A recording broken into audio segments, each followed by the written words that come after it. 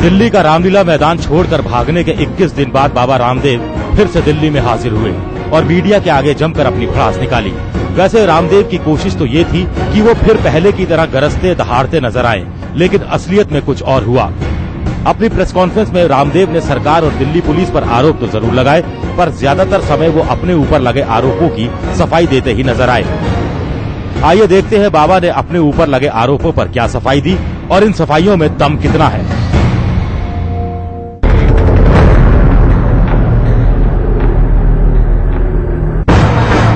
रामदेव भगोड़े हैं। 4 जून की रात रामलीला मैदान में पुलिस के घुसने के बाद बाबा रामदेव वहां से जिस तरह महिलाओं के कपड़े पहनकर भागे, ये सारी दुनिया ने देखा, जिसके चलते उन पर कायर और भगोड़ा होने के आरोप लगे।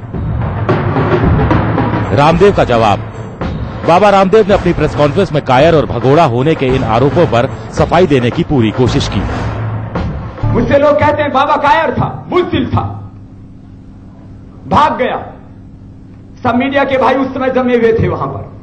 मैं यदि वहां ना रुकता और लोगों को शांत रहने के लिए मैं आह्वान न करता, उनको संदेश न देता, तो वहां पर हजारों लोगों की लाशें बिछ सकती थी। मैंने कहा कोई भी पुलिस पर हाथ नहीं उठाएगा। सब लोगों को शांत करके फिर मैं मंच पर आया और मैंने कहा पुलिस अब गिरफ्तारी ले। मैं खड़ा हो गया दोनों हाथ ऊपर करके, लेकिन फिर कोई गिरफ्तार करने नहीं आया, क्योंकि पुलिस जो हजारों देशभक्त भाई बहन बेटियां माताएं वहां पर भ्रष्टाचार, काले धन और भ्रष्ट व्यवस्था के खिलाफ आवाज उठाना चाहते थे, पुलिस उनको तो वहां से हटाना चाहती थी, लेकिन बाबा को मिटाना चाहती। रामदेव कितने सही। रामदेव अब भले ही कह रहे हो कि वो रामलीला मैदान से भागे नहीं थे, बल्कि वो तो मंच पर खड़े होकर गिरफ्तारी का इंतजार कर रहे थे, लेकिन उस रात क्या हुआ था ये कैमरे की निगाहों से सबने देखा था। इतना ही नहीं, खुद बाबा ने भी हरिद्वार पहुंचने के बाद अपने भागने की जो कहानी सुनाई थी, वो उनकी नई दलील के सामने बिल्कुल मेल नहीं खाती।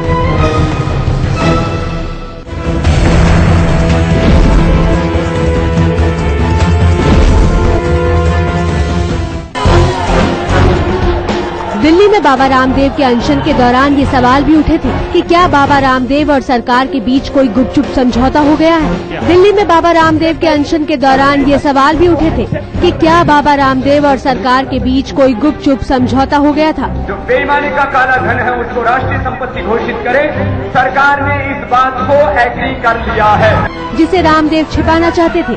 क्या इस समझौते के तहत रामदेव ने सरकार को भरोसा दिलाया था कि वो पहले से तय समय पर अपना अनशन खत्म कर देंगे। हमने बोला कि पहले वो हमको चिट्ठी देंगे। सरकार ने कहा पहले हम आपको चिट्ठी लिख करके देंगे 2 दिन के भीतर। रामदेव के अनशन पर ये सवाल तब उठे थे जब कपिल सिब्बल ने रामदेव की तरफ से अनशन खत्म करने का आश्वासन देने वाली चिट्ठी सार्वजनिक की थी। ये लिखित रूप में हमें देना होगा कि हम ये जो अनशन है जिसपे हम बैठना चाहते हैं उसको हम खत्म करेंगे। तो उठने से पहले ये लिखित रूप में दिया गया।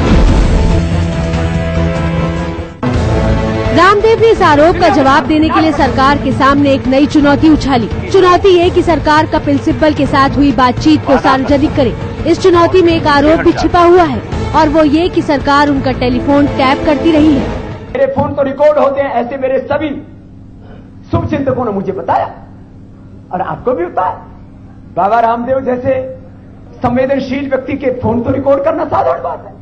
तो मुझसे जो कपिल सिब्बल साहब की लास्ट बात हुई थी, मैं चाहूंगा उस कॉल डिटेल को सार्वजनिक किया जाए।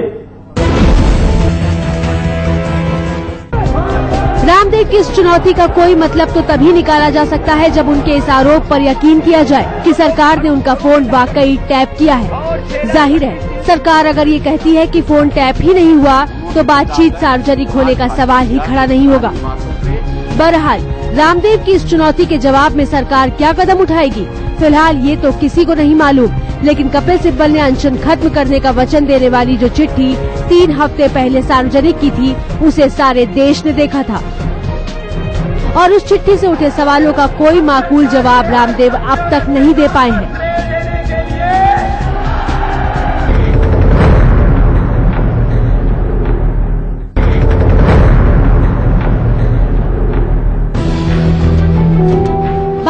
रामदेव पर तीसरा आरोप ये लगता रहा है कि वो बीजेपी और आरएसएस का मुखौटा है।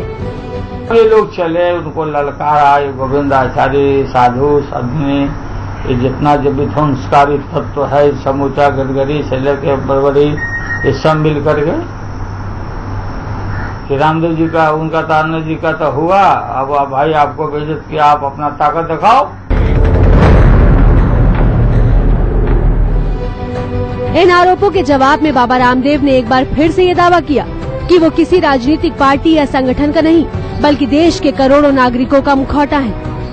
आरोप लगाया जाता है कि मैं किसी पार्टी का मुखौटा हूं, किसी संगठन का मुखौटा हूं। यदि वो पार्टी और वो संगठन जिनका वो नाम लेते हैं, वो पार्टी और संगठन यदि देशद्रोही है, तो सरकार उनके ऊपर प्रतिबंध लगा दे।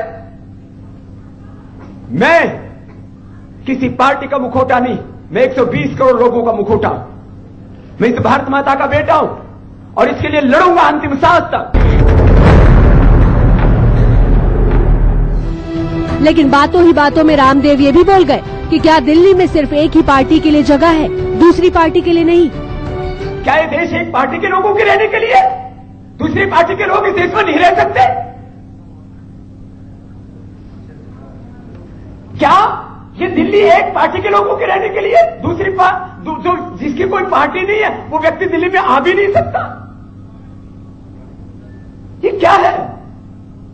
ये कैसा लोकतंत्र है? सवाल ये है कि रामदेव ने यहाँ जिस दूसरी पार्टी का जिक्र किया, वो कौन सी पार्टी है? बीजेपी के नेता जिस तरह रामदेव के समर्थन में धरने प्रदर्शन करते रहे हैं और उत्तराखंड की बीजेपी सरकार जिस तरह बाबा रामदेव के साथ खड़ी है, उसे देखते हुए अगर बाबा के इस बयान का भी राजनीतिक अर्थ निकाला जाए तो आश्चर्य नहीं होना चाहिए। वैसे तो लोकतंत्र में किसी को भी राजनीतिक पार्टी के साथ जुड़ने का हक है, लेकिन अगर ऐसा कुछ है तो बाबा रामदेव को उसे छिपाने की क्या जरूरत है?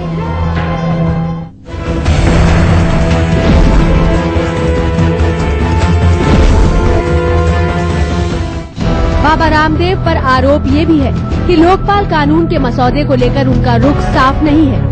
दिल्ली में अपने अनशन से पहले उन्होंने कहा था कि प्रधानमंत्री और मुख्य न्यायाधीश को लोकपाल के दायरे से बाहर रखना चाहिए। लोकपाल बिल के लिए आंदोलन कर रहे अन्ना हजारे और उनके सहयोगी रामदेव की इस तरह से सहमत नहीं थे। उस वक्त रामदेव पर यह आरोप लगा था कि वो सरकार को अपने लचीले रुख का संकेत देकर कोई डील करने के मकसद से ऐसी बातें कर रहे हैं। लेकिन अब रामदेव कह रहे हैं कि प्रधानमंत्री को भी लोकपाल के दायरे में लाया जाना चाहिए। लोकपाल में माननीय प्रधानमंत्री जी और सांसदों को तो सम्मिलित किया नहीं। ट्रस्ट और एनजीओ के ऊपर लोकपाल इंक्वायरी करेगा, ये शामिल कर दिया। मुझे बहुत प्रसन्नता होती प्रधानमंत्री और सांसदों को सम्मिलित करके ट्रस्ट और एनजीओ को सम्मिलित करते। रामदेव ने लोकपाल बिल के दायरे में प्रधानमंत्री और सांसदों को लाए जाने को लेकर अपनी राय क्यों बदली, इसका कोई खुलासा उन्होंने नहीं किया। पहले उन्होंने लोकतांत्रिक प्रणाली की गरिमा का हवाला देते हुए प्रधानमंत्री और सांसदों को लोकपाल के दायरे से बाहर रखने की वकालत की थी। तो अब क्या हो गया? क्या अब उन्हें लोकतांत्रिक प्रणाली की गरिमा का ख्याल नहीं रहा, या फिर रामलीला मैदान से हटाए जाने की खुन्नस निकालने के लिए अब वो ऐसी मांगे कर रहे हैं?